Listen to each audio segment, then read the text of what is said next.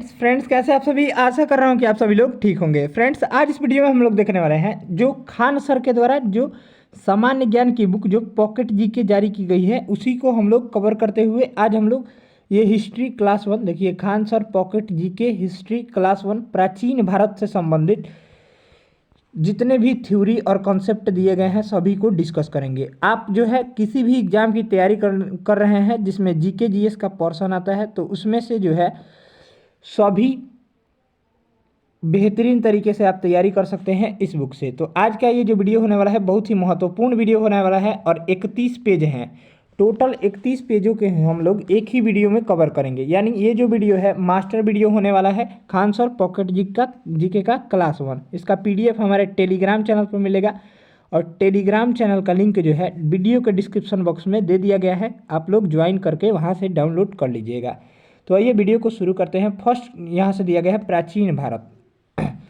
First दिया गया है प्राचीन भारत के इतिहास के स्रोत। यहाँ से दिया गया है प्राचीन भारतीय इतिहास के स्रोत, पुरातात्विक स्रोत, साहित्यिक स्रोत और विदेशी यात्रियों के विवरण से जो है वो प्राचीन भारत के इतिहास के स्रोत मिलते हैं।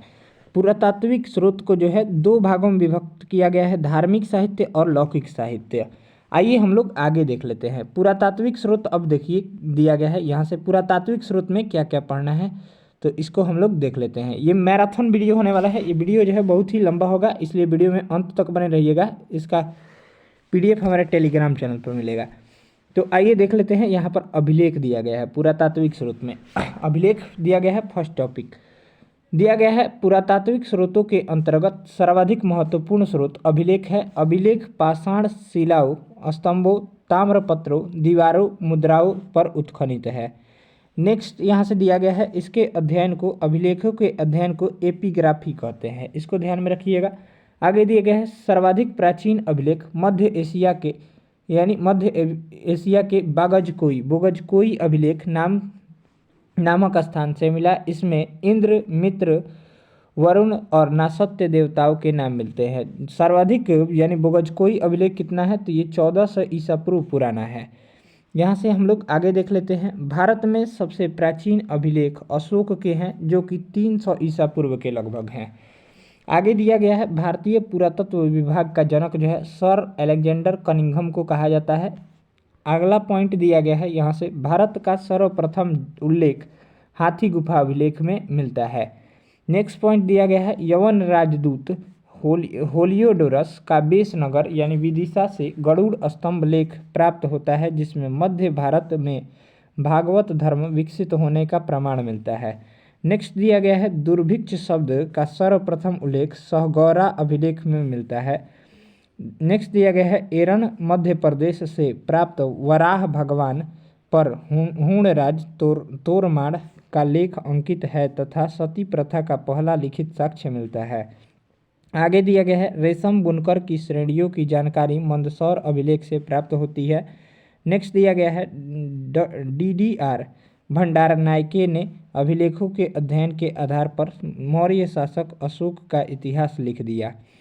यहाँ से दिया गया है महत्वपूर्ण अभिलेख और शासक एवं अभिलेखों की विशेषताएं दिया गया है। यहाँ से हम लोग इसको देख लेंगे। तो फर्स्ट नंबर दिया गया है यहाँ से हाथी गुफा अभिलेख। हाथी गुफा अभिलेख जो है उसके शासक कौन थे, ये जो है तिथि रहित अभिलेख है कलिंग राज खारवेल।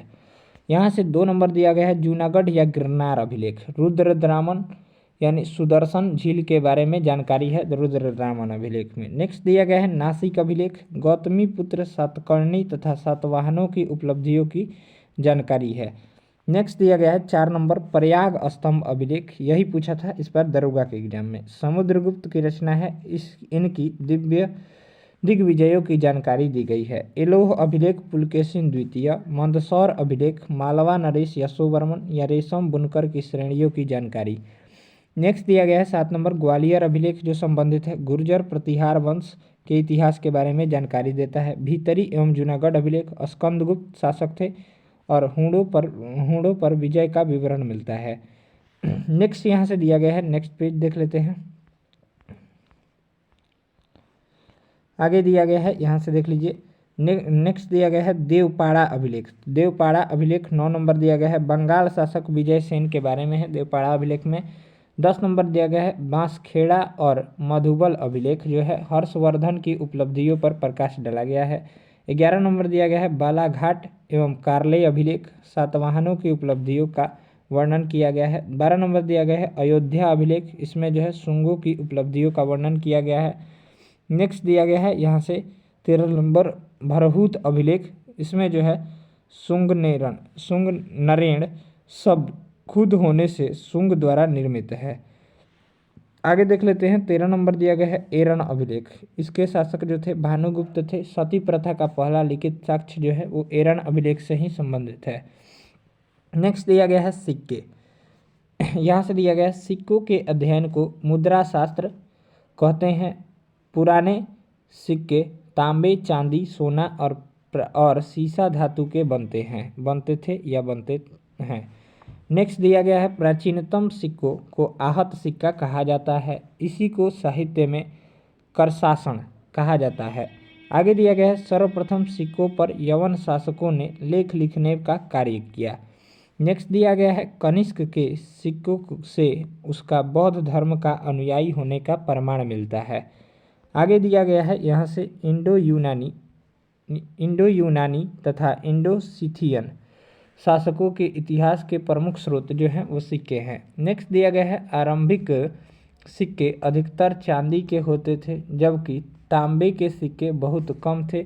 ये सिक्के पंचमार्क सिक्के कहलाते थे। नेक्स्ट दिया गया है, यहाँ से हम लोग आगे देख लेते हैं, दिया गया है यहाँ से रोमन सिक्के अरिकमेडु पांडुचेरी के पास से प्राप्त हुए हैं। यहाँ से आगे दिया गया है उत्तर भारतीय मंदिरों की कला शैली जो है नागर शैली कहलाती है। यहाँ से अयोध्या एक क्वेश्चन, अयोध्या मंदिर जो है वो किस शैली में है, तो अयोध्या का राम मंदिर जो है वो जो है नागर शैली में निर्मित है। नेक्स्ट दिया गया है दक्षिण भारतीय मंदिरों की कला शैली जो है वो द्रविड़ शैली है। नेक्स्ट दिया गया है जबकि दक्षिणायन के वे मंदिर जिनमें नागर एवं द्रविड़ दोनों शैलियों का प्रयोग हुआ है वे वेसर शैली के मंदिर कहलाते हैं। अगला सवाल दिया गया है, यहाँ से देख लीजिए अगला पॉइंट, कुषाण काल गुप्त काल और गुप्तोत्तर काल में जो मूर्तियाँ निर्मित की गई जनसाधारण की धार्मिक आस्थाओं और मूर्ति कला का ज्ञान मिलता है उससे।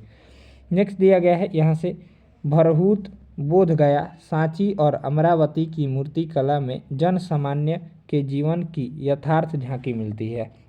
नेक्स्ट दिया गया है अजंता की गुफा में उत्कर्णी यानी माता और शिशु तथा मरणासन राजकुमारी जैसे चित्रों की शाश्वतता का सर्वकालिक है जिससे गुप्तकालीन कलात्मक और तत्कालीन जीवन की झलक मिलती है।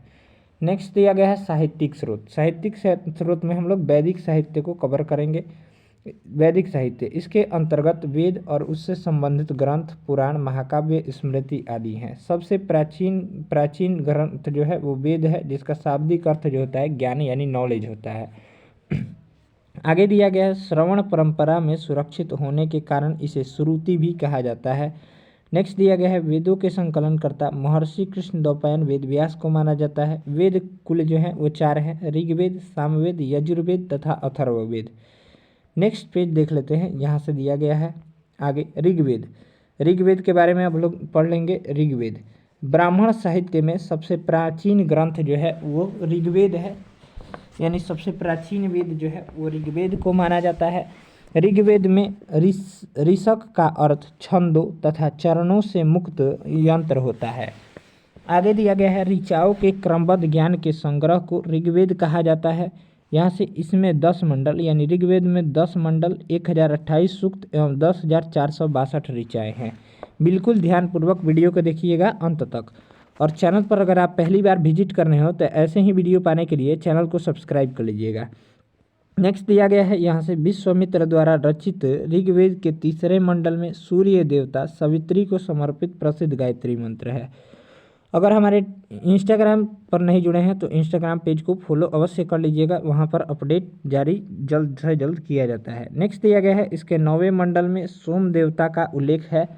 नेक्स्ट दिया गया है यहाँ से देख लीजिए बाद में जोड़े गए 10वें मंडल में पहली बार शूद्रों का उल्लेख किया गया है, जिसे पुरुष सूक्त कहा गया, जिसके अनुसार 4 वर्ण ब्राह्मण, क्षत्रिय, वैश्य तथा शूद्र आदि पुरुष ब्रह्मा के क्रमशः मुख, भुजा, जंघाओं और चरणों से उत्पन्न हुए हैं।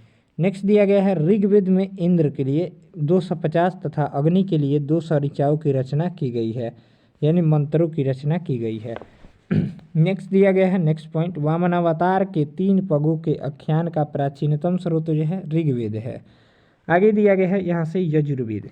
यजुर्वेद के देख लेते हैं। यजुर्वेद क्या बोल रहा है? यजुर्वेद, यजु का अर्थ है यज्ञ। यजुर्वेद में यज्ञों के नियमों एवं विधि विधानों का संकलन मिलता है। वैदिक मंत्रों के संग्रह यजुर्वेद में बताए गए हैं। यह वैदिक अनुष्ठान से संबंधित है। यजुर्वेद के मंत्रों का उच्चारण करने वाला पुरोहित जो है अधर्यु कहलाता है। यह एक ऐसा वेद है, यानी यजुर्वेद जो है गद एवं पद दोनों शैली में है। नेक्स्ट दिया गया है यजुर्वेद कर्मकांड प्रधान होता है। नेक्स्ट दिया गया है, यहाँ से देख लीजिए, इसके 2 भाग हैं। अ नंबर दिया गया है कृष्ण यजुर्वेद और ब नंबर दिया गया है शुक्ल यजुर्वेद। अगला दिया गया है यहाँ से सामवेद। सामवेद देखिए, साम का अर्थ होता है ज्ञान या संगीत। इसमें मुख्यतः यज्ञों के अवसर पर गाए जाने वाले मंत्रों यानी ऋचाओं का संकलन है।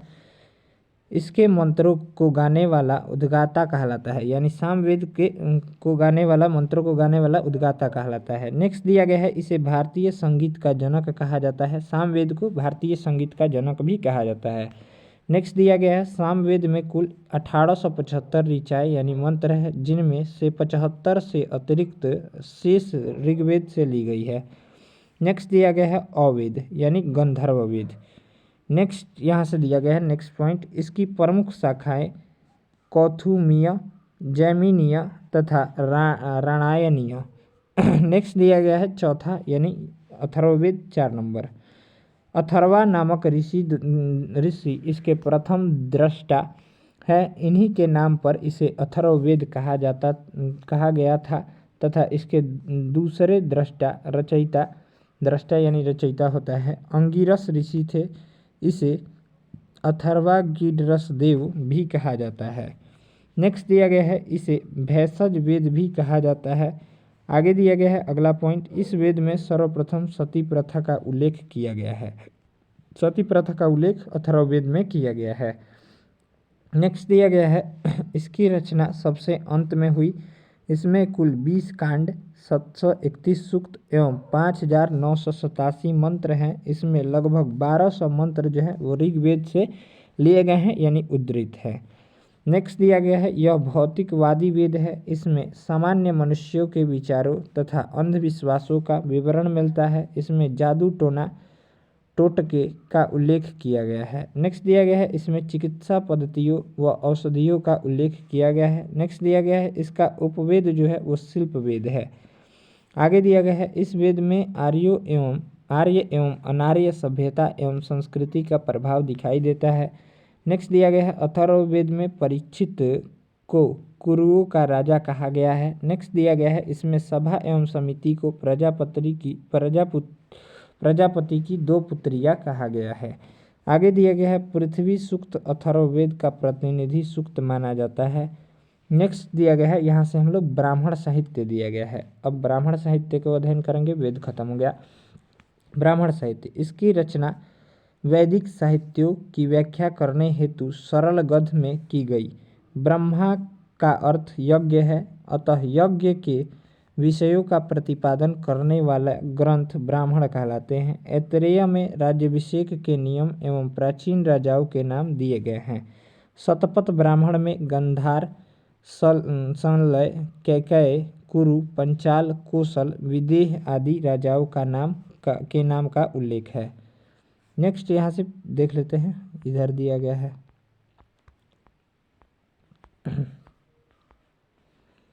नेक्स्ट दिया गया है ब्राह्मण ग्रंथ प्रमुख। देखिए आरबीडी पब्लिकेशन का है ये बुक। ब्राह्मण ग्रंथ दिया गया है और उपवेद और ब्राह्मण ग्रंथ और वेद दिया गया है। यहाँ से देख लीजिए ऋग्वेद, ऋग्वेद का उपवेद क्या है? तो यजुर्वेद है। और किस ब्राह्मण ग्रंथ से संबंधित है? तो ऐतरेय एवं कौशिकी ब्राह्मण ग्रंथ से। नेक्स्ट दिया गया है यजुर्वेद, तो इसका धनुर्वेद हो जाएगा उपवेद। और शतपथ एवं तैत्तिरीय ब्राह्मण से संबंधित है। नेक्स्ट दिया गया है सामवेद, तो गंधर्व वेद हो जाएगा। षड्विंश ब्राह्मण, इसे तांडय ब्राह्मण भी कहते हैं। नेक्स्ट दिया गया है अथर्ववेद, शिल्पवेद गोपथ ब्राह्मण से संबंधित है। आगे दिया गया है अरण्यक साहित्य। इनकी रचना जंगलों यानी अरण्य में पढ़ाए जाने के कारण इन्हें अरण्यक कहा जाता है। यह ब्राह्मण ग्रंथ का अंतिम भाग है जिसमें दार्शनिक एवं रहस्यात्मक ज्ञान विषयों का वर्णन किया गया है।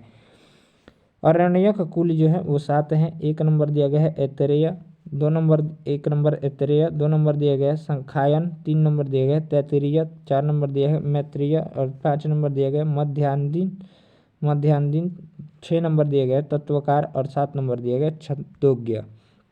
आगे दिया गया है उपनिषदों की कुल संख्या कितनी है, तो ये 108 हो जाएगा। उपनिषदों की कुल संख्या 108 है।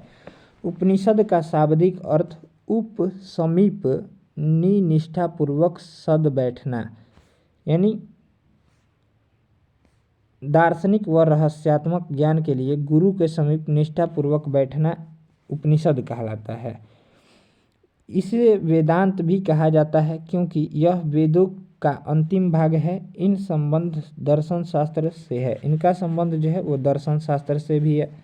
उपनिषद मुख्यतः ज्ञान मार्गी रचनाएं हैं। नेक्स्ट दिया गया है उपनिषदों की कुल संख्या 108 मानी जाती है, जो कि हमने ऊपर ही बता दिया मानी गई है, किंतु प्रमाणिक उपनिषद जो है वो 12 हैं। ये कौन कौन से हैं, तो आइए देख लेते हैं। 12 उपनिषदों के नाम दिया गया है। 1 नंबर है ईश, 2 नंबर है केन, 3 नंबर है कठ, 4 नंबर है प्रश्न, 5 नंबर है मुंडक, 6 नंबर है मांडुक्य, 7 नंबर दिया गया है Taittiriya, 8 number Aitareya, 9 number Chhandogya, 10 number Shvetashvatara, 11 number Kaushitaki और 12 नंबर बृहदारण्यक। नेक्स्ट यहाँ से दिया गया है नेक्स्ट पॉइंट, शंकराचार्य ने आरंभिक 10 उपनिषदों का भाष्य लिखा है। नेक्स्ट दिया गया है कठो उपनिषद में यम व नचिकेता का संवाद है। नेक्स्ट दिया गया है छंदोग्य उपनिषद में बौद्ध धर्म का पंचशील सिद्धांत व श्री कृष्ण का प्राचीन उल्लेख मिलता है। नेक्स्ट दिया गया है भारत का राष्ट्रीय आदर्श वाक्य सत्यमेव जयते जो है वो मुंडको उपनिषद से लिया गया है। नेक्स्ट दिया गया है, यहाँ से देख लीजिए, जबालो उपनिषद में चारों आश्रमों व्यवस्था का उल्लेख मिलता है। ऐतरेय उपनिषद में बौद्ध धर्म का अष्टांगिक मार्ग का उल्लेख है।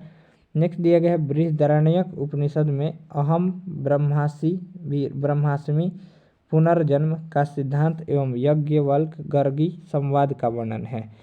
आगे दिया गया है वेदांग देख लेते हैं। वेदांग साहित्य को समझने हेतु इसकी रचना की गई। इनकी संख्या जो है वो 6 है, यानी वेदांगों की संख्या कितनी है, तो 6 है।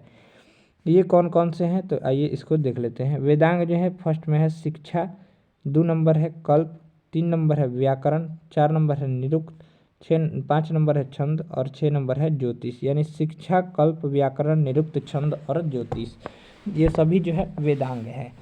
वेदांग की कुल संख्या पूछेगा तो 6 बताइएगा लोग। नेक्स्ट दिया गया है, यहाँ से देख लीजिए शिक्षा के बारे में, सभी के बारे में यहाँ पर डिस्कस किया गया है, इसको देख लेते हैं। फर्स्ट दिया गया है शिक्षा वैदिक स्वरों के शुद्ध उच्चारण हेतु शिक्षा का निर्माण हुआ। 2 नंबर दिया गया है कल्प, ये ऐसे कल्प सूत्र होते हैं जिनमें विधि एवं नियम का उल्लेख है। 3 नंबर दिया गया है व्याकरण, इसमें नामों एवं धातुओं की रचना, उपसर्ग एवं प्रत्यय को प्रायः समासों एवं संधि आदि के नियम बताए गए हैं। नेक्स्ट दिया गया है निरुक्त शब्दों की उत्पत्ति का शास्त्र है, यह एक प्रकार का भाषा विज्ञान है। आगे दिया गया है छंद, वैदिक मंत्र प्रायः छंदबद्ध हैं। आगे दिया गया है छंद शास्त्र पर पिडगल मुनि का ग्रंथ छंद सूत्र उपलब्ध है। नेक्स्ट दिया गया है ज्योतिष, इसमें ज्योतिष शास्त्र के विकास को दिखाया गया है। ज्योतिष में कुल 44 श्लोक है। सबसे प्राचीनतम आचार्य मगध मुनि हैं। नेक्स्ट यहाँ से देख लेते हैं, नेक्स्ट सूत्र दिया गया है, सूत्र के बारे में दिया गया है सूत्र, तो इसको देख लेते हैं अब सूत्र के बारे में। वैदिक साहित्य को अक्षुण्ण बनाए रखने के लिए सूत्र साहित्य का प्रणयन किया गया। ऐसे सूत्र जिनमें विधि और नियमों का प्रतिपादन किया जाता है कल्प सूत्र कहलाते हैं। कल्प सूत्रों के 3 भाग हैं। फर्स्ट दिया गया है यहाँ से स्रोत सूत्र यानी यज्ञ संबंधित नियम इसमें है। गृह सूत्र लौकिक एवं परलौकिक कर्तव्यों का विवेचना है। और धर्म सूत्र यानी धार्मिक सामाजिक एवं राजनीतिक कर्तव्यों का विवेचना है। नेक्स्ट देख लेते हैं, यहाँ से दिया गया है प्रमुख सूत्रकारों में गौतम, बौधायन, आपस्तंभ, वशिष्ठ आदि के नाम विशेष रूप से उल्लेखनीय है। गौतम धर्म सूत्र सबसे प्राचीन है। आगे देख लेते हैं यहाँ से पुराण। पुराण का शाब्दिक अर्थ होता है प्राचीन आख्यान होता है। पुराणों की कुल संख्या जो है वो 18 होती है। पुराणों की कुल संख्या 18 होती है। आगे दिया गया है पुराणों की रचना लोमहर्ष एवं उग्रश्रवा उसके बेटे उग्रश्रवा ने की थी। नेक्स्ट दिया गया है 5वीं से 4वीं शताब्दी ईसा पूर्व में पुराण ग्रंथ अस्तित्व में आ चुके थे। आगे दिया गया है अमरकोश में पुराणों की 5 विषय बताए गए हैं। मार्कंडेय, ब्रह्मा, विष्णु, वायु, भागवत और मत्स्य पुराण इसमें से जो है सबसे प्राचीन पुराण है, ये नोट पॉइंट होगा। नेक्स्ट दिया गया है मत्स्य, विष्णु, वायु, भागवत, ब्रह्मा में ही राजाओं की वंशावली पाई जाती है। आगे दिया गया है सामाजिक एवं सांस्कृतिक दृष्टि से अग्नि पुराण का काफ़ी महत्व है, जिसमें राजतंत्र के साथ साथ कृषि संबंधित विवरण भी दिया गया है। नेक्स्ट दिया गया है सर्वप्रथम पॉजिटर ने पुराणों के ऐतिहासिक महत्व को पढ़ा। आगे दिया गया है पुराण संबंधित वंश। तो पुराण जो है कौन सा पुराण किस वंश से संबंधित है, ये बहुत बार पूछता है एग्जाम में। तो यहाँ से देख लेते हैं मत्स्य पुराण। मत्स्य पुराण देख लीजिए। मत्स्य पुराण जो है वो शुंग एवं सातवाहन राजवंश से संबंधित है। नेक्स्ट दिया गया है विष्णु पुराण जो है वो मौर्य वंश से संबंधित है। और वायु पुराण जो है वो गुप्त वंश से संबंधित है। इन तीनों पॉइंट को बहुत ही ध्यान में रखना है। आगे दिया गया है स्मृति साहित्य। 1 नंबर दिया गया है मनुस्मृति। प्राचीनतम स्मृति शुंग व सातवाहन वंश की जानकारी जर्मन दार्शनिक नीत्शे कहता है बाइबल को जला दो, मनुस्मृति को अपनाओ। नेक्स्ट दिया गया है टीकाकार भारुचि, मेधातिथि, गोविंदराज, कल्लुक भट्ट। आगे दिया गया है याज्ञवल्क्य स्मृति 2 नंबर। तो टीकाकार विश्वरूप, विज्ञानेश्वर और अपरार्क। 3 नंबर दिया गया है नारद स्मृति। इसमें दासों की मुक्तियों का उल्लेख है। 4 नंबर दिया गया है काकत्यायन। इसमें आर्थिक गतिविधियों का उल्लेख है। आगे दिया गया है बौद्ध साहित्य दिया गया है। बौद्ध साहित्य को पढ़ते हैं। सबसे प्राचीन बौद्ध ग्रंथ जो है वो त्रिपिटक है। यह जो है पाली भाषा में रचित है। त्रिपिटक की भाषा क्या है, तो पाली है। त्रिपिटक जो है यहाँ से 3 भागों में विभक्त है ना, तो ये विनय पिटक, सुत्त पिटक और अधिधम पिटक। आगे देख लेते हैं बुद्ध की शिक्षाओं को संकलित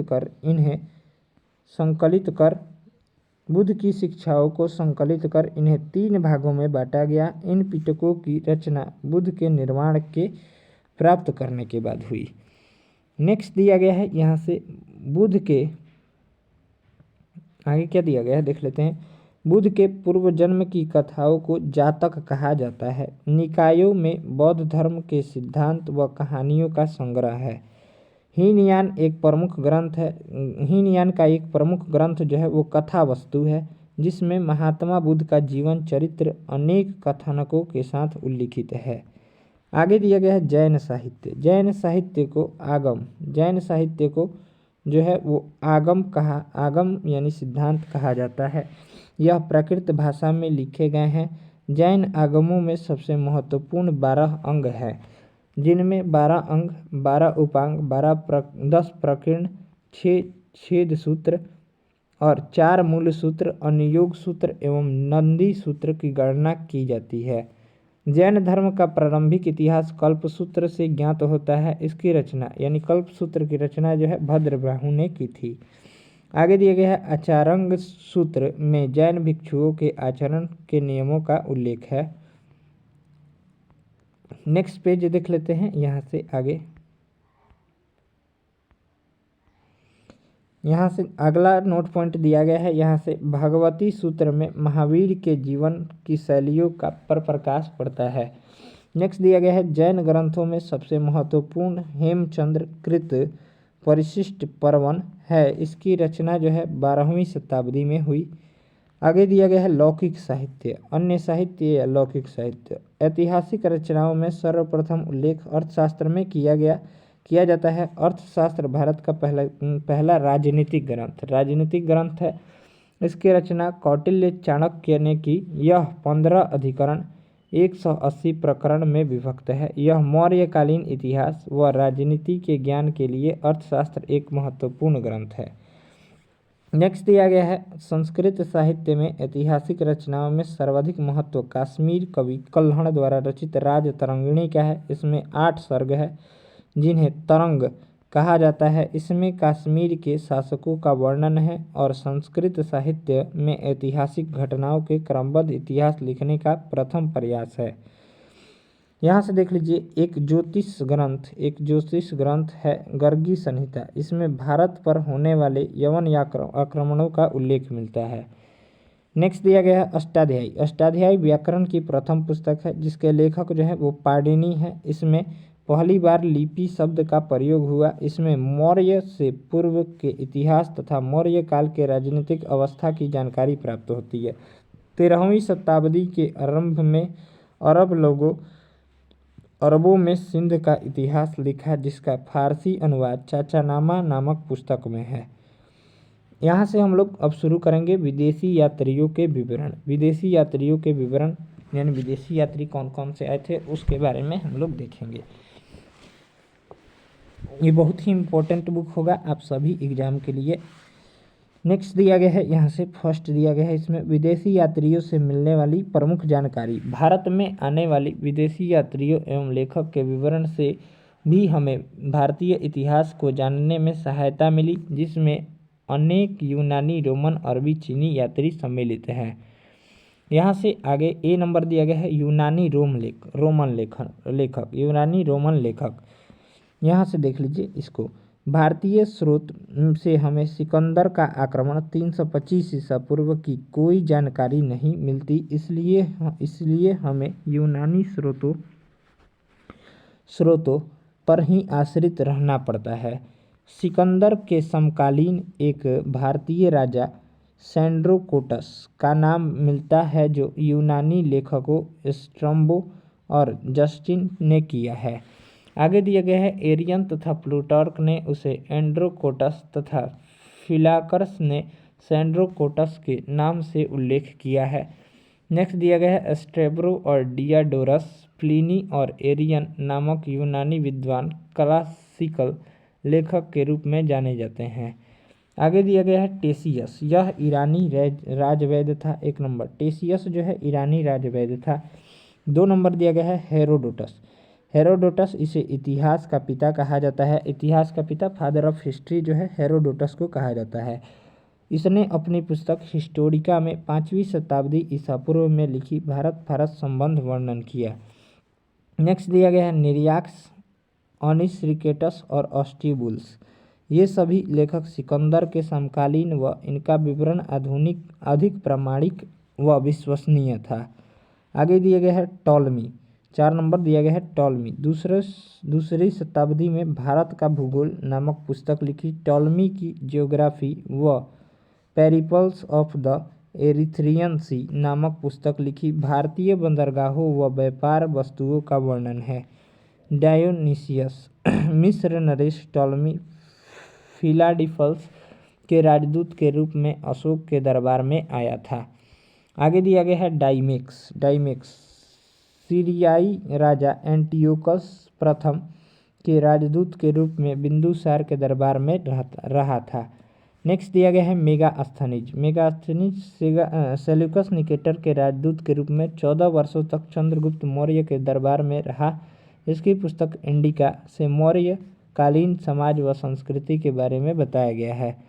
आगे दिया गया है प्लिनी। 8 नंबर प्लिनी, इसकी पुस्तक नेचुरल हिस्ट्री ईसा की प्रथम सदी। यह लैटिन भाषा में है जिसमें भारत व इटली के मध्य होने वाले व्यापार वनस्पतियों व खनिजों का वर्णन है। आगे दिया गया है यहाँ से बी नंबर चीनी लेखक। फर्स्ट में देखे थे यूनानी रोमन लेखक, इसमें देखेंगे चीनी लेखक यात्रियों के विवरण। भारत में आने वाले अधिकांश चीनी यात्री बौद्ध मतानुयायी थे। इसमें प्रमुख है, 1 नंबर है फाहियान। यह गुप्त नरेश चंद्रगुप्त द्वितीय विक्रमादित्य 375 से 415 के दरबार में आया। 399 से 414 ईस्वी तक उसने भारत के विभिन्न स्थानों पर भ्रमण किया। उसने गुप्तकालीन भारत की सामाजिक, धार्मिक तथा आर्थिक स्थितियों का विवरण दिया। नेक्स्ट दिया गया है ह्वेनसांग। 7वीं शताब्दी में हर्ष के शासनकाल में भारत आया। वह भारत में 16 वर्ष तक रहा। 6 वर्ष तक उसने नालंदा विश्वविद्यालय में अध्ययन किया। उसका यात्रा विवरण जो है वो शिव की नाम से प्रसिद्ध है, जिसमें 138 देशों का विवरण मिलता है, जो हर्षकालीन भारतीय स्थिति जानने का महत्वपूर्ण स्रोत है। आगे दिया गया है यहाँ से विली। इसके द्वारा लिखित ह्वेनसांग की जीवनी से भी हर्षकालीन इतिहास का विवरण मिलता है। नेक्स्ट दिया गया है मा त्वान लिन। हर्ष के पूर्वी अभियान का विवरण है।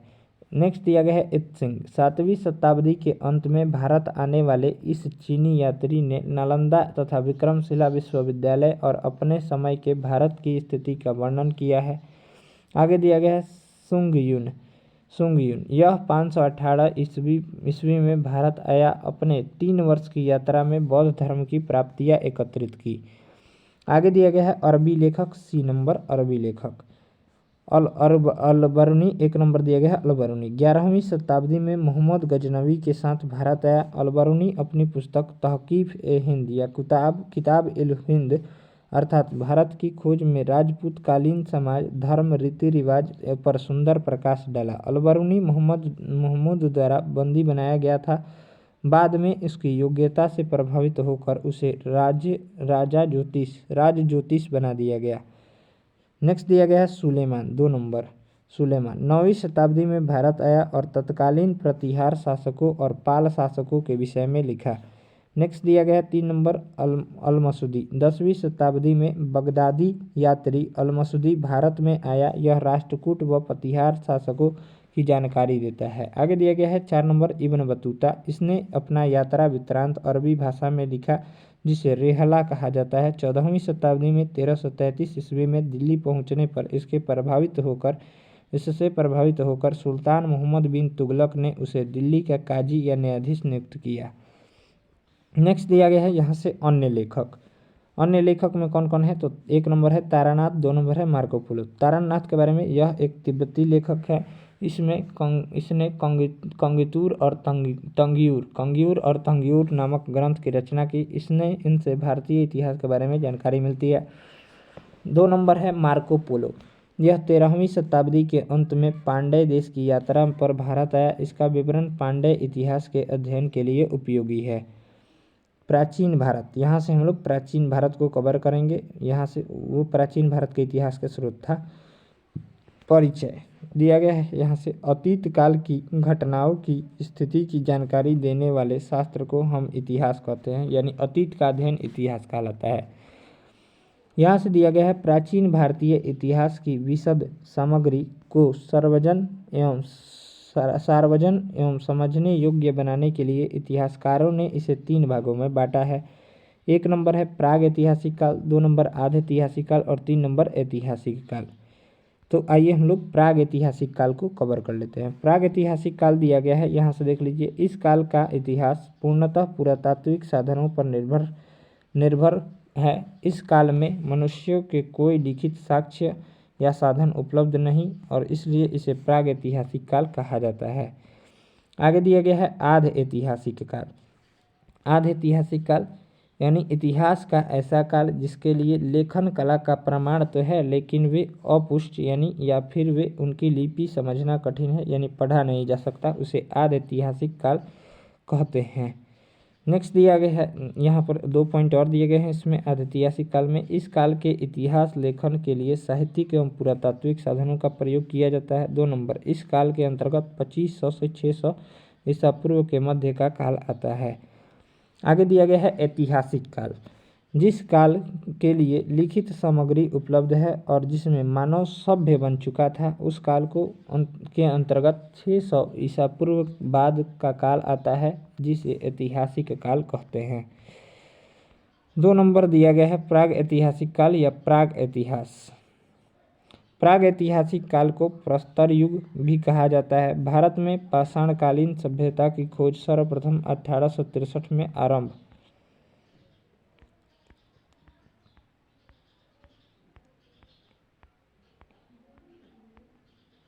आरंभ हुआ, जो भारतीय पुरातत्व सर्वेक्षण के विद्वान रॉबर्ट ब्रूसफुट ने पल्लवरम, मद्रास से पूर्व पाषाणकालीन उपकरण पत्थर की हाथ की कुल्हाड़ी प्राप्त किया।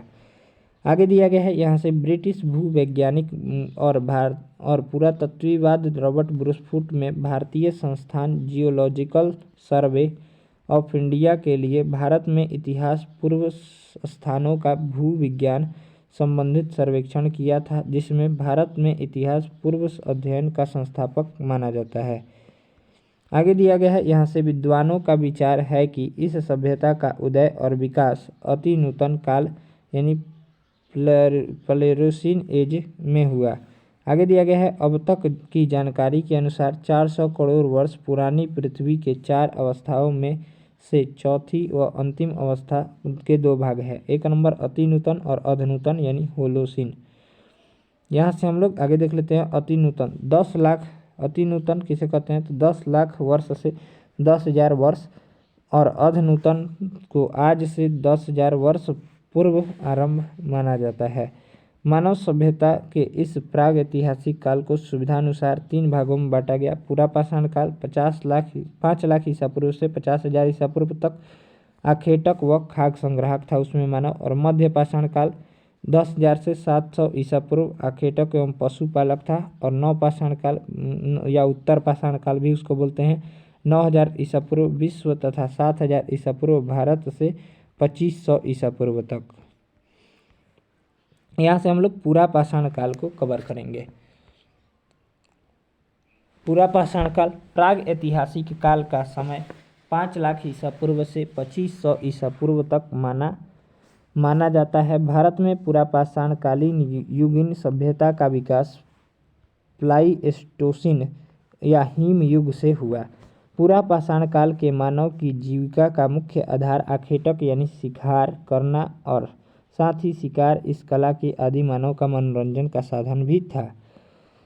यहाँ से आगे देख लेते हैं, दिया गया है आगे इसका प्रमाण कुल्हाड़ी हैंड एक्स, विदारणी यानी क्लीवर और गंडासा यानी खंडक का उपयोग, जिसके अवशेष पंजाब की सोहन नदी घाटी से मिलते हैं तथा उत्तर प्रदेश के बेलन घाटी, राजस्थान के डीडवाना तथा नर्मदा की घाटी से प्राप्त होते हैं। नेक्स्ट दिया गया है भीमबेटका। मध्य प्रदेश की गुफाओं में तत्कालीन मनुष्यों के आवास के अवशेष मिले, लेकिन तत्कालीन मानव अखेटक का जीवन जीता था तो स्थानीय निवास का अभाव था। नेक्स्ट दिया गया है ये शिकार द्वारा जानवरों को मांस व फल सब्जियों कंदमूल पर जीवन व्यतीत करते थे। उच्च पूरा पाषाण युग में ज्ञानी मानव यानी होमोसेपियंस का प्रवेश हुआ। आग का आविष्कार यानी खोज पूरा पाषाण काल में हुआ, परंतु उस समय मानव इसका प्रयोग करना नहीं जानते थे। आगे दिया गया है मध्य पाषाण काल। मध्य पाषाणकालीन मानव शिकार करके मछली पकड़ कर तथा जंगली कंदमूल का संग्रह कर उसी से अपना पेट भरते थे। यहाँ से इसमें आगे दिया गया है इस युग के उपकरण बहुत छोटे हो गए, इसलिए इन्हें माइक्रोलिथ कहा जाता था। मध्य प्रदेश में आदमगढ़ और राजस्थान के बागौर से पशुपालन के पुराने साक्ष्य मिलते हैं। नेक्स्ट दिया गया संभवतः पहला मानव अस्थिपंजर मध्य पाषाण से ही मिला, उत्तर प्रदेश के सराय नाहर तथा महदहा नामक स्थान से मिले। नेक्स्ट दिया गया है नवपाषाण काल दिया गया है या अन्न उत्पादक युग उसको बोलते हैं। तो मानव में अस्थायी निवास की प्रवृत्ति नवपाषाण काल में हुई तथा उसने सबसे पहले कुत्ते को पालतू बनाया। नवपाषाण प्राचीनतम बस्ती पाकिस्तान में स्थित बलूचिस्तान के मेहरगढ़ में है। मेहरगढ़ में कृषि के प्राचीनतम साक्ष्य मिले हैं। यहाँ के लोग गेहूँ, जौ और रुई उपजाते थे।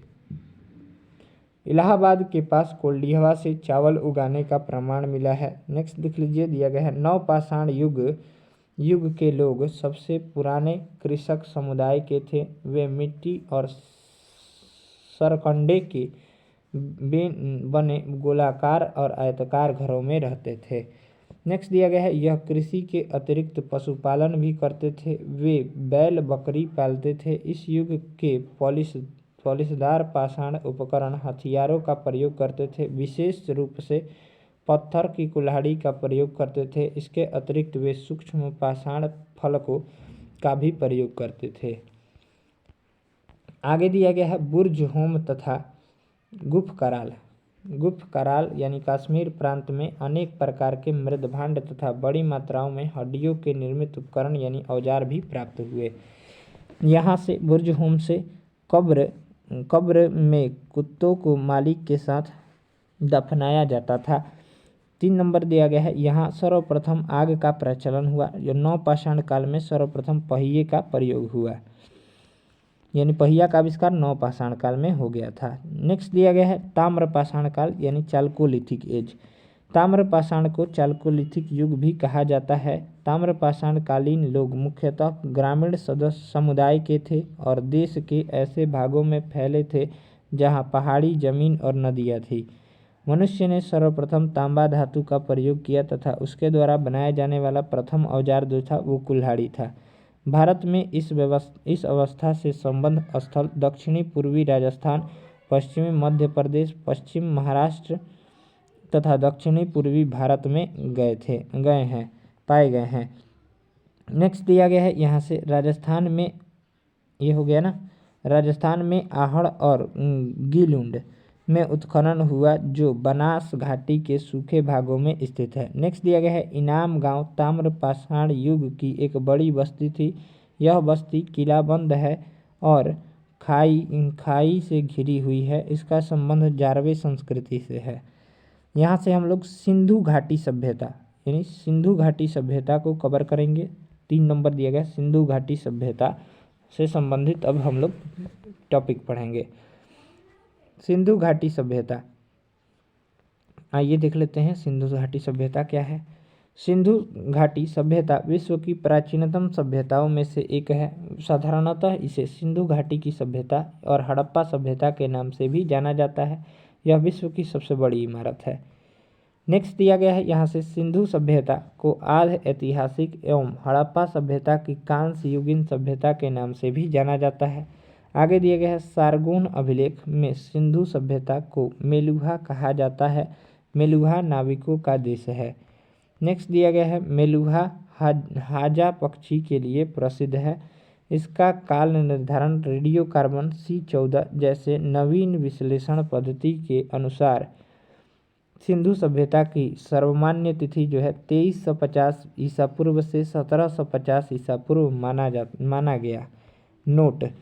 तिथि निर्धारण की कार्बन C14 पद्धति की खोज जो है अमेरिका के प्रसिद्ध रसायन शास्त्री V.F. लीवी द्वारा 1946 में की गई थी। इस पद्धति में जिस पदार्थ में कार्बन 14 की मात्रा जितनी ही कम रहती है उतने ही प्राचीन मानी जाती है। यहाँ से दिया गया सिंधु सभ्यता का तिथि सर्वमान्य तिथि जो है अलग अलग बुकों के साथ दी गई है। 2600 से 1900 ईसा पूर्व नई NCERT के अनुसार यह सर्वमान्य तिथि जो है वो दी गई है। 3250 यानी 3250 से 2750 ईसा पूर्व सारगौन अभिलेख के अनुसार मध्य एशिया और 2350 से 1750 ओल्ड NCERT के अनुसार दी गई है ये सर्वमान्य तिथि। नेक्स्ट दिया गया है सिंधु घाटी सभ्यता की खोज के लिए सर जॉन मार्शल ने 1921 में राय बहादुर दयाराम साहनी को उत्खनन के लिए नियुक्त किया। आगे दिया गया है 1924 में सर जॉन मार्शल भारतीय पुरातत्व विभाग के तत्कालीन महानिदेशक ने सिंधु घाटी सभ्यता या हड़प्पा सभ्यता के पाए जाने की घोषणा की। नेक्स्ट दिया गया है सिंधु सभ्यता का विस्तार क्षेत्रफल में लगभग 13 लाख वर्ग किलोमीटर, यह त्रिभुजाकार सभ्यता है। यहाँ से देख लेते हैं, ये जो है वो दिया गया है स्थिति, ये देखिए दिया गया है। तो पूर्व में जो है सिंधु घाटी सभ्यता के पूर्वी में जो है अलमगीपुर जो कि हिंडन नदी यूपी में है, जो हिंडन नदी के किनारे है। दैमाबाद जो है महाराष्ट्र यानी एमपी में है, जो कि प्रवरा नदी यानी दक्षिण में स्थित है। उत्तर में जो है मांडा है जो जम्मू कश्मीर में है, जो कि चिनाब नदी के पर है। और दासक नदी यानी सुतका गेडोर यानी बलूचिस्तान यानी पश्चिम में बलूचिस्तान जो है वो दासक नदी के किनारे स्थित है। आगे दिए गए सिंधु सभ्यता का विस्तार भारत, पाकिस्तान एवं अफगानिस्तान में फैली हुई थी। नेक्स्ट देख लेते हैं, नेक्स्ट पॉइंट।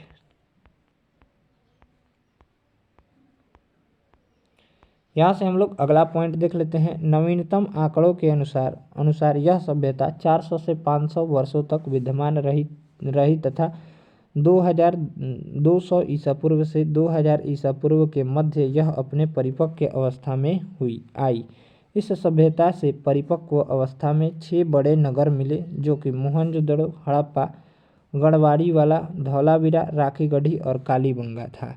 आगे दिया गया है यहाँ से इस सभ्यता के अब तक 350 से अधिक स्थल प्रकाश में आ चुके हैं यानी खोजे जा चुके हैं। इसके अधिकांश स्थल जो है गुजरात से लगभग 200 स्थल मिले हैं।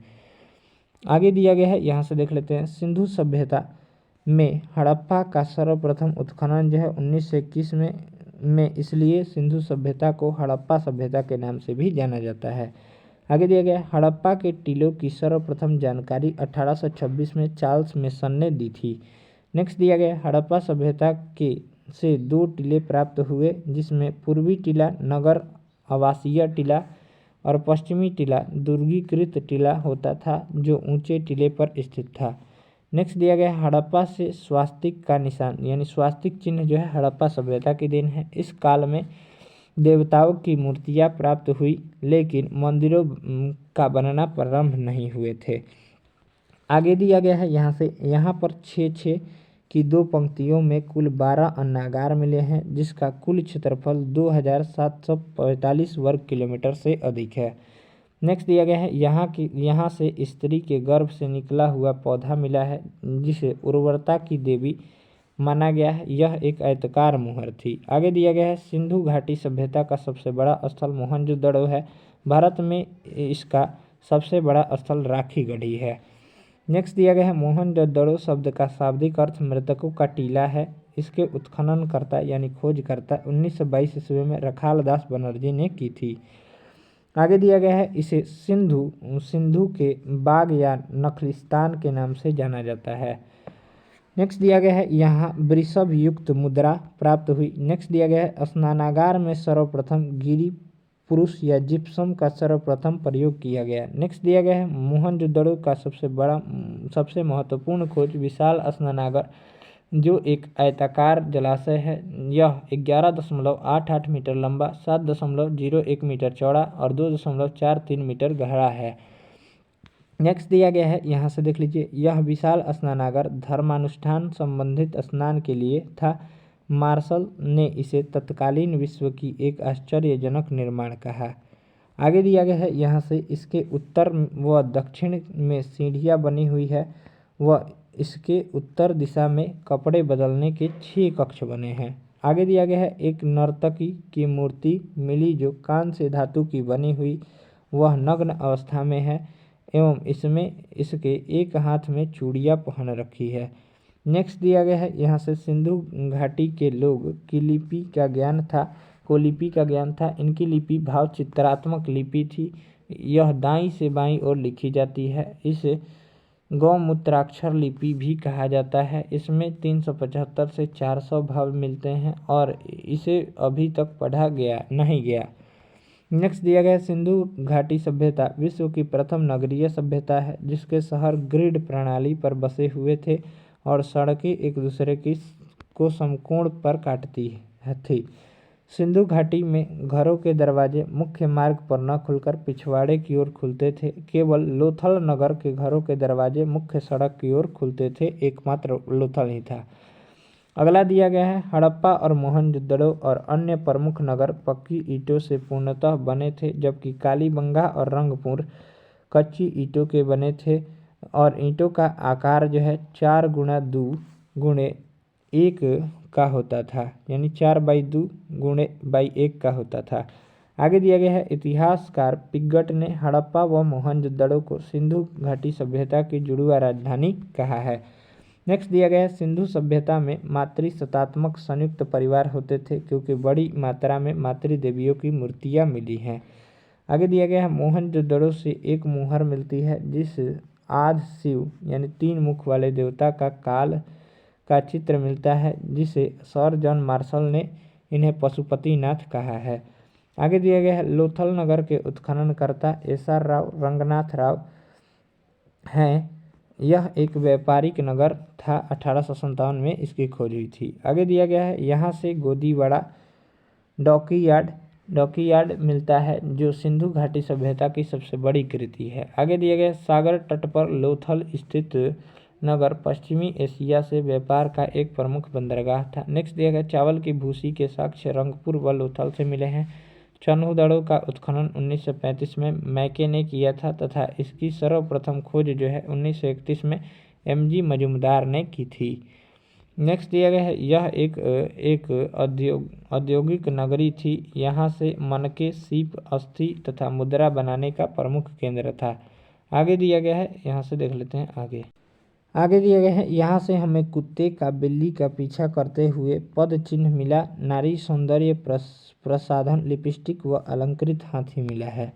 आगे दिया गया है, यहाँ से झूकर और झांगर सांस्कृतिक अवशेष मिले हैं। नेक्स्ट दिया गया है, कालीबंगा सभ्यता से एक खोपड़ी जिसमें 6 छेद किए गए हैं, अर्थात इन लोगों को शल्य चिकित्सा का भी ज्ञान था।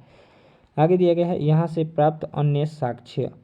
यहाँ से क्या क्या मिला है, तो कालीबंगा से जो है शल्य चिकित्सा के साक्ष्य मिले हैं, अलंकृत ईंटों के साक्ष्य मिले हैं, कपास की खेती का साक्ष्य मिला है, ऊँट के अस्थि का साक्ष्य मिले हैं, भूकंप के साक्ष्य मिले हैं, वर्ष में 2 फसल उगाने के साक्ष्य मिले हैं, जुते हुए खेत का साक्ष्य कालीबंगा से ही मिला है। नेक्स्ट दिया गया है, कालीबंगा का अर्थ है काली चूड़िया। यहाँ एक जुते हुए खेत का साक्ष्य मिला है। कालीबंगा में शवों के अंत्येष्टि संस्कार यानी अंतिम संस्कार हेतु 3 विधियाँ पूर्ण समाधिकरण, आंशिक समाधिकरण तथा दाह संस्कार के प्रमाण मिले हैं।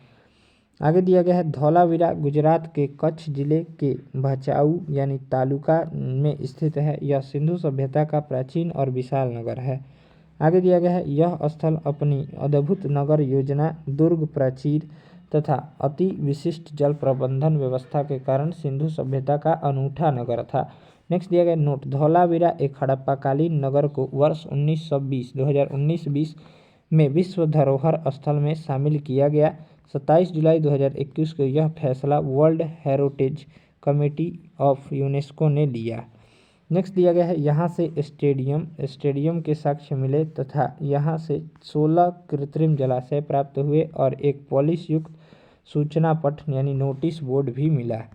आगे दिया गया है, यहाँ से सुरकोटदा या सुटकोटदा भी गुजरात में स्थित स्थल है। सुरकोटदा से हमें घोड़े की अस्थियाँ मिली, किंतु सिंधु घाटी सभ्यता के लोगों को घोड़े का ज्ञान नहीं था।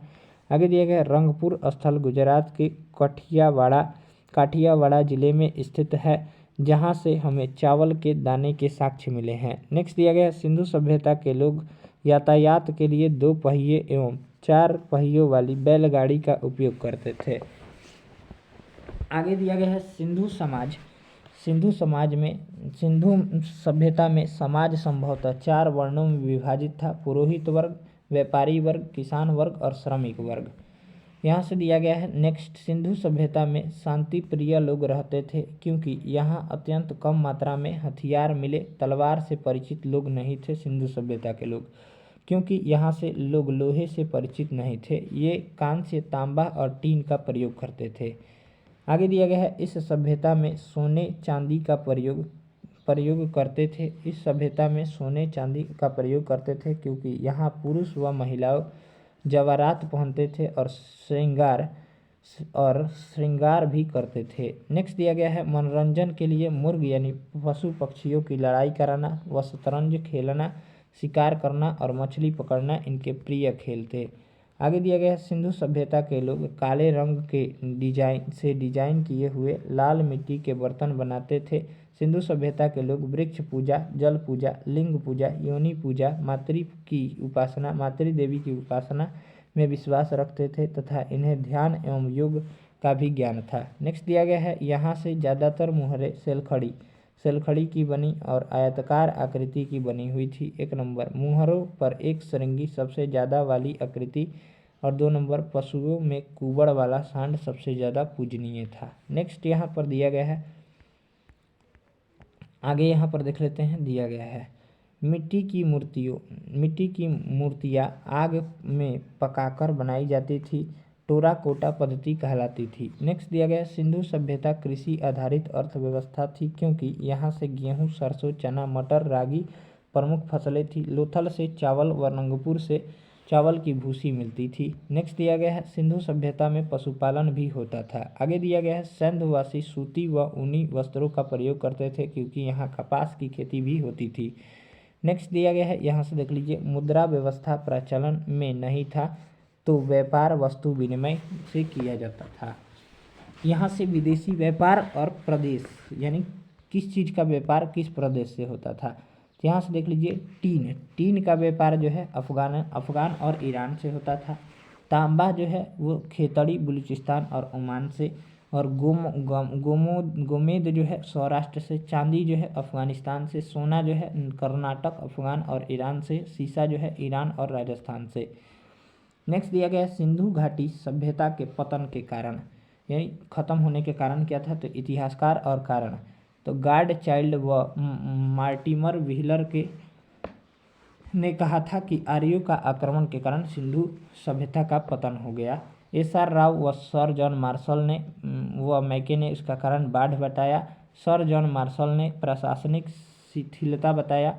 और 4 नंबर अमलानंद घोष ने जलवायु परिवर्तन बताया। यूआर केनेडी ने प्राकृतिक आपदा बताई। और मेधा स्वरूप वत्स ने नदियों के रूप बदलने से कारण बताया। नेक्स्ट दिया गया है सिंधु घाटी सभ्यता की सामान्यतः प्रारंभिक जानकारी। 1826 ईस्वी में चार्ल्स मेसन ने सर्वप्रथम प्रकाश डाला। 1853 में अलेक्जेंडर कनिंघम ने हड़प्पा का सर्वे किया। 1856 में जॉन बर्टन एवं विलियम बर्टन लाहौर से कराची के मध्य रेलवे लाइन बिछा रहे थे एवं उन्होंने अनजाने में हड़प्पा की ईंटों का प्रयोग किया। आगे दिया गया है, यहाँ से देख लीजिए, 1856 में अलेक्जेंडर कनिंघम ने दूसरी बार हड़प्पा का सर्वे किया। 1861 में भारतीय पुरातत्व विभाग ASI की स्थापना हुई। गवर्नर जनरल लॉर्ड कैनिंग के समय अलेक्जेंडर कनिंघम की ASI का जनक कहा जाता था। 1921 में सर जॉन मार्शल ने दयाराम साहनी को हड़प्पा उत्खनन करने हेतु नियुक्त किया। 1922 में सर जॉन मार्शल ने रखाल दास बनर्जी को मोहनजोदड़ो का उत्खनन करने हेतु नियुक्त किया। 1924 में सर जॉन मार्शल ने सिंधु घाटी सभ्यता या हड़प्पा सभ्यता का नामकरण किया। यहाँ से हम लोग देख लेते हैं, दिया गया है यहाँ से हड़प्पा प्रमुख स्थल और उनके स्थिति और उत्खनन करता कौन कौन से थे, तो हड़प्पा जो है वो पाकिस्तान के प्रांत का शाहीवाला जिला में स्थित है। इसके खोजकर्ता जो है दयाराम साहनी 1921 और मेध स्वरूप वत्स 1926 और व्हीलर 1946 में की थी। हड़प्पा जो है वो रावी नदी के किनारे स्थित है। मोहनजोदड़ो जो है वो सिंधु नदी के किनारे है। लोथल जो है भोगवा नदी के किनारे अहमदाबाद का गुजरात जिला में है। इसकी खोज जो है SR राव ने 1953 से 54 में किया था। और मोहनजोदड़ो की खोज जो है पाक के सिंध प्रांत का लरकाना जिला रखाल दास बनर्जी ने 1922 में, मैके ने 1927 में और व्हीलर ने 1930 में किया था। अगला पेज देख लेते हैं, यहाँ पर धौलावीरा, थोड़ा बड़ा कर लेते हैं इसको, धौलावीरा। तो धौलावीरा जो है गुजरात का कच्छ जिला में है। JP जोशी ने 1967 से 68 में और रविंद्र सिंह बिष्ट ने 1990 से 91 में इसकी खोज की थी। धौलावीरा जो है वो लूनी नदी के किनारे स्थित है। नेक्स्ट दिया गया है 5 नंबर चन्हू दड़ो, पाक का सिंध प्रांत, नवाब शाह जिला, मैके ने 1925 में, NG मजूमदार ने 1931 में। जो है चन्हू दड़ो जो है वो सिंधु नदी के किनारे स्थित है। आगे दिया गया है सुरकोटदा, सुरकोटदा जो है वो कच्छ गुजरात में है। जगपति जोशी ने 1972 से 75 में। लोथल सुरकोटदा जो है वो भोगावा नदी के किनारे स्थित है। नेक्स्ट दिया गया है यहाँ से रंगपुर, कठियावाड़ा जिला गुजरात में ही है। रंगनाथ राव 1953 से 54 मादर नदी के किनारे स्थित है। कालीबंगा हनुमानगढ़ जिला राजस्थान में। अमलानंद घोष 1951 और BV लाल BK थापड़ 1961 घग्गर नदी के किनारे स्थित है। कोट दीजी सिंध प्रांत खैरपुर, फजल अहमद 1953 सिंधु नदी के किनारे स्थित है। अलमगीपुर मेरठ उत्तर प्रदेश में है और इसके खोजकर्ता जो है यज्ञदत्त शर्मा है, वो जो है हिंडन नदी के किनारे स्थित है। आगे दिया गया है यहाँ से देख लीजिए दैमाबाद, दैमाबाद जो है अहमदनगर महाराष्ट्र में है। MN देश पांडे और SR राव 1975 से 76 और MS साली 1978 से 79 में। ये जो है प्रवरा नदी के किनारे है। सुतका गेंडोर जो है पाक के मरकाना में समुद्र के तट के किनारे ऑरेल स्टाइन 1927 में खोज किया था, दासक नदी के किनारे है। रोपड़ जो है वो रोपड़ जिला पंजाब में है। यज्ञदत्त शर्मा ने इसकी खोज की थी 1953 से 56 में, जो सतलज नदी के किनारे स्थित है। बनवाली जो है वो कहाँ है तो हिसार जिला हरियाणा में है। रविंद्र सिंह बिष्ट ने 1974 में रंगोई नदी के किनारे स्थित है। यहाँ से देख लीजिए सोलकाह जो है दक्षिणी बलूचिस्तान में है। जॉर्ज डेल्स ने सादी कौर नदी के किनारे स्थित है। राखी गढ़ी जो है हिसार जिला हरियाणा में है। रफीक मुगल और अमरेंद्र नाथ 1997 से 99 जो कि घग्गर नदी के किनारे स्थित है। आगे दिया गया है यहाँ से देख लीजिए नेक्स्ट दिया गया है राखी गढ़ी हो गया ना, देसलपुर कच्छ गुजरात में है। 1963 से 64 में PP पांड्या और MK ढाके KV सुंदर राजन बामू चेला नदी के किनारे स्थित है। कुणाल या कुणाल हरियाणा में है। श्री GS खत्री और GS आचार्य कोसी नदी के किनारे है। और यहाँ से देख लीजिए रोजदी जो है सौराष्ट्र गुजरात में है। 1982 से 95 तक 7 बार उत्खनन किया, भादर नदी के किनारे है। यहाँ से देख लीजिए मीताथल जो है भिवानी हरियाणा में है। सूरजभान 1968 चोटांग व और क्या है यमुना नदी के मध्य में स्थित है। आगे दिया गया है मांडा जो है जम्मू कश्मीर में है। JP जोशी ने चिनाब नदी के किनारे स्थित है। नेक्स्ट देख लेते हैं यहाँ से प्रमुख वस्तुएं और खोज दिया गया है, तो इसको देख लेते हैं। हड़प्पा से क्या क्या खोज हुई वस्तु की और खोज। यहाँ से देख लीजिए हड़प्पा से R37 कब्रिस्तान यहीं से मिला है। विदेशी की कब्र और इक्का गाड़ी श्रृंगार पेटिका जो है वो हड़प्पा से मिले हैं। मोहनजोदड़ो से देख लेते हैं जलापूर्ति के लिए कुआं, सूती कपड़े के साक्ष्य यानी कपास की खोज हुई है।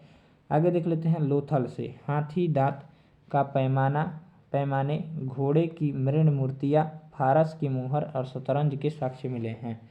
आगे देख लीजिए धौलावीरा से जो है नगर 3 भागों में विभाजित थे, पूर्व मध्य और पश्चिम भागों में विभाजित थे। आगे दिया गया है चन्हू दड़ों से तो अलंकृत हाथी, खिलौना, लिपस्टिक व वक्राकार ईंटें मिली है चन्हू दड़ों से। सुरकोटदा से जो है 6 नंबर दिया गया है सुरकोटदा, घोड़े की हड्डियाँ मिली हैं।